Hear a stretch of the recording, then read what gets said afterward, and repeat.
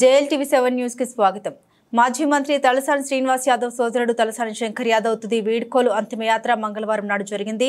Secunderabad మూండా market వర్తకుల సంఘం అధ్యక్షుడిగా, బోయిన్పల్లి వ్యవసాయ మార్కెట్ కమిటీ ఏజెంట్స్ అసోసియేషన్ అధ్యక్షుడిగా ఉన్న తలసాని శంకర్ యాదవ్ అనారోగ్యంతో తుది శ్వాస విడిచారు. వెస్ట్ మారేట్పల్లిలోని రాధికా కాలనీలోని గల నివాసంలో శంకర్ యాదవ్ భౌతిక కాయం వద్ద వివిధ పార్టీలకు చెందిన నేతలు, వర్తక వ్యాపారులు, బీఆర్ఎస్ పార్టీ శ్రేణులు, కార్యకర్తలు పాల్గొని నివాళులు అర్పించారు.